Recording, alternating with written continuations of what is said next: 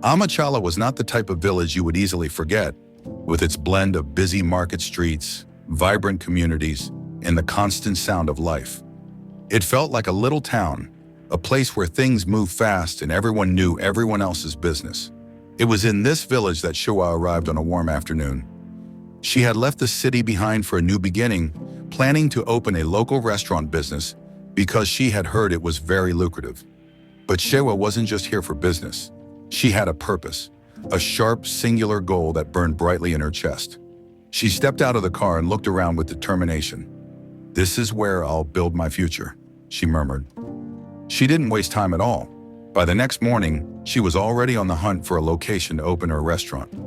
It did not take long before she found the perfect spot, a small corner shop right next to the market and the local school. The shop was slightly run down, but it had potential. The landlord, an old man named Obi, handed her the keys without a second thought. "Everything," he said. "This place will bring you good fortune.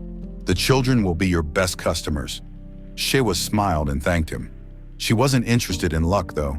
She had something far more powerful in mind. Shewa wasted no time in setting up her shop. The once dusty walls were painted yellow, with a few brightly colored pictures of delicious food hanging above.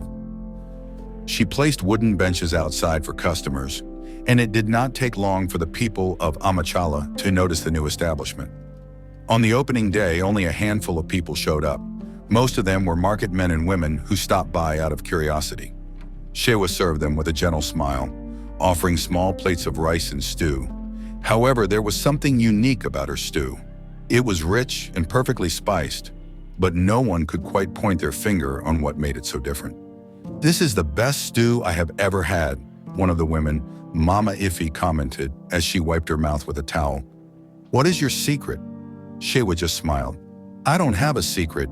It's just a little love and lots of pepper." By the end of the day, only a few customers had come through, but Shewa wasn't discouraged. She had planned for this. She knew that things would grow slowly. The next day, the hype around Shewa's stew began to spread. People talked about it at the markets, in the school, and on the streets. The flavor was like nothing they had ever tasted. It was richer, fuller, and had a complex spice that seemed to last long after the meal was finished. Some said it tasted like it had a touch of magic in it. By the third day, Shewa's small restaurant was crowded. People lined up outside to get a taste, and word spread even further. The woman with the best stew in Amachala, the place to be for a good meal. Even the children from the nearby school started coming in after class, their pockets full of the coins their parents had given them. Young girls in the area saw the opportunity for a job and applied for the position of salesgirl, but to their surprise, Shewa refused to hire anyone. She didn't want any help. She would cook the rice and stew alone, and whenever customers came, they would wash the plates by themselves. If there were no clean plates, they did this willingly and didn't mind standing in long queues just to have a taste of Shewa's special stew. This continued for a while and no one complained, except for one woman whose business was affected, Mama Ada, the owner of the popular buka that had been in business for years. She watched helplessly as Shewa's shop slowly stole her customers. The local women who once lined up at Mama Ada's to get her rice and stew now walked past her shop to Shewa's restaurant, and Mama Ada's heart burned with jealousy. She called her best friend Shika over one afternoon. "This woman, Shewa, she's a threat. I don't know what she's doing, but it is not normal. Everyone says her stew is the best they've ever tasted. We need to find out her secrets." Shika, who had always been supportive of her friend, agreed to help. "I will find out for you, but I need to taste the food first." So Chika went to Shewa's shop, bought a plate of rice and stew, and sat down to eat. The moment the stew touched her tongue, she was hooked. The flavors were incredible, better than anything she had tasted before. "She must be doing something special," Chika murmured to herself. She ate very quickly, almost in a trance, and then went back to Mama Ada. "There's something about her stew. I won't lie, it is the best I have ever had, but I can't figure out what." Determined to get to the bottom of things, Chika visited Shewa's shop daily. She ate the food, watched Shewa closely, and even tried to engage in casual conversation about the ingredients. but Shewa never gave anything away. "I just cook with love," Shewa would reply whenever Chica asked about her ingredients. One day, Chica noticed something strange. Shewa would always disappear early in the morning, returning with large containers of stew. There was no other worker in the shop, no helper. She handled everything herself. Out of curiosity, Chica decided to follow Shewa one morning. She quietly trailed behind her as Shewa walked to her house, watching her every move. When Shewa entered her home, Chica stayed hidden in a corner, too far to be seen. After a while, Shewa came out carrying a basket filled with fresh tomatoes, onions, and peppers.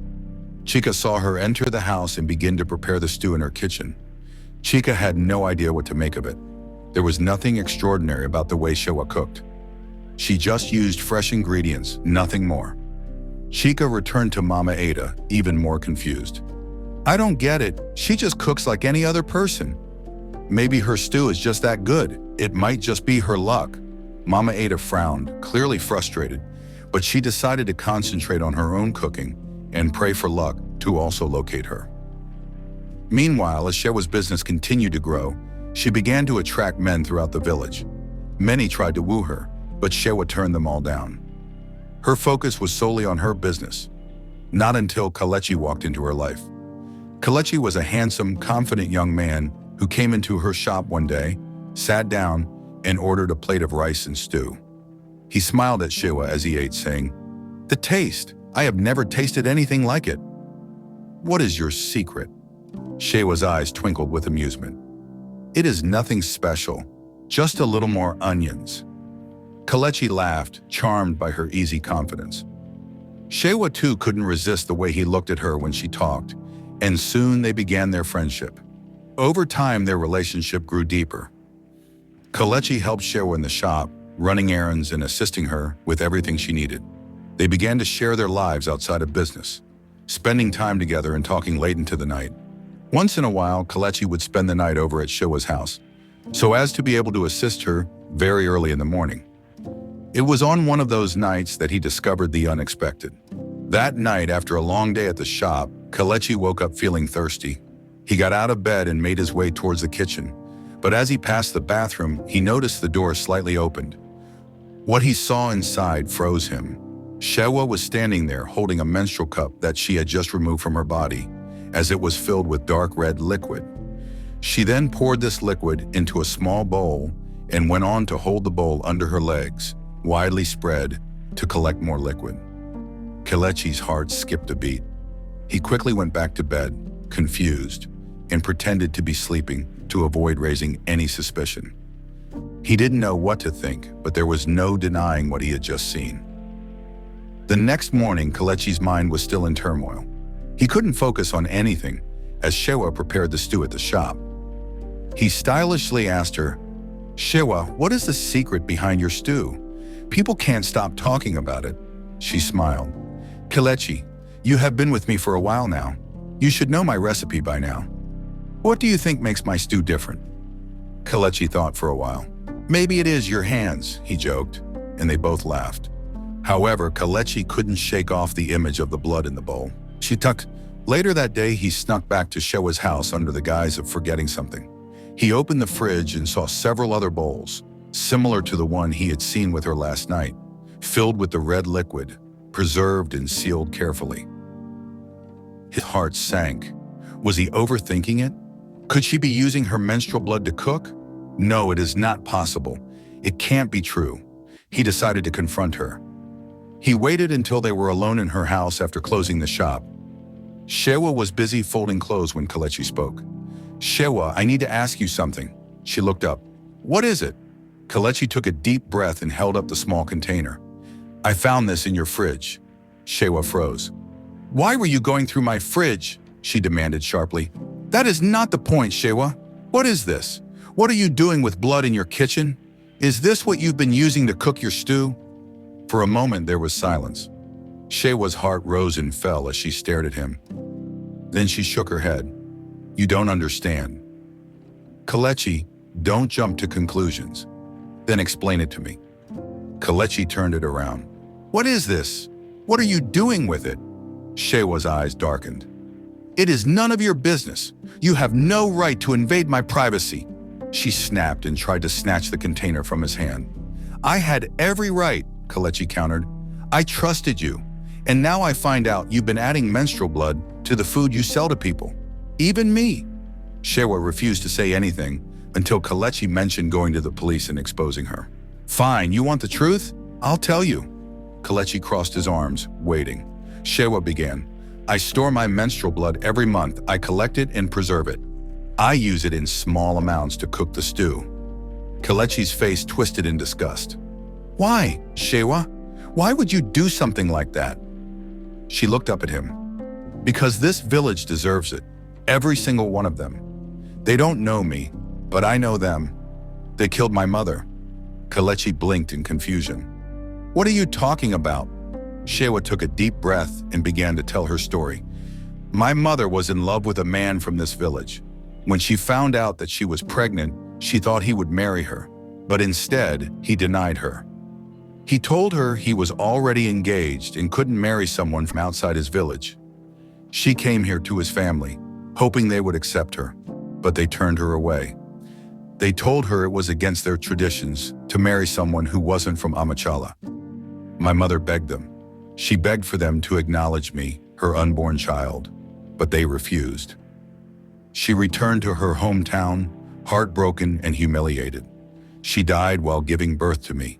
She died because of them. Kelechi was silent, and his heart broke at her story. It was my grandmother who raised me, Shewa continued bitterly. She told me everything, how the people of this village rejected my mother and caused her death.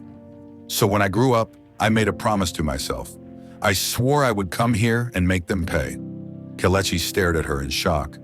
So this is your revenge? Feeding them your own blood? Shewa nodded. It is not poison, Kelechi. It doesn't hurt them. It just binds them to me.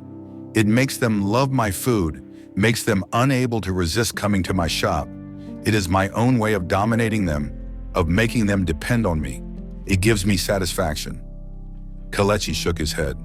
This is wrong, Shewa. I don't care what they did to your mother. You can't punish an entire village for something that happened years ago. These people didn't kill your mother, but they are complicit. Shewa cried. Their traditions, their rules. They killed her. They deserve this. No, Kelechi refuted. They don't. And you need to leave, Shewa. You need to leave Amachala and never come back. You cannot also open any other restaurant, not here or anywhere else. Shewa's eyes widened. You can't make me leave. I can and I will, Kelechi replied. If you don't go, I will take this evidence to the police. Do you know what will happen to you if they find out? You will go to prison. Is that what you want? Shewa's shoulders slumped. Please, Kelechi, don't expose me. I will leave. I will go far away and never open another restaurant. Just don't tell anyone. Kelechi stared at her for a long moment before nodding. Fine, but if I ever hear of you doing this again, I won't hesitate to report you. Remember, I have evidence. The next morning, Shewa packed her belongings and left Amachala without a word. The villagers noticed her absence immediately. Days passed and her shop remained closed. Rumors began to spread. Some said she had fallen ill. Others claimed she had moved to another town. No one knew the truth. Meanwhile, the villagers slowly returned to Mama Ada's buka, and she welcomed them with open arms, grateful to have her customers back. I don't know what drove Shewa away, Mama Ada said to Chika, but whatever it was, thank God for it. Shewa never returned. Kelechi stayed in Amachala for a while, but he couldn't shake the memories of what he had discovered. He avoided eating rice and stew from any buka and eventually left the village as well. As for Shewa, no one ever saw or heard from her again. But one thing was certain, the dark secrets of Shewa's special stew would remain a secret, unknown to the people of Amachala.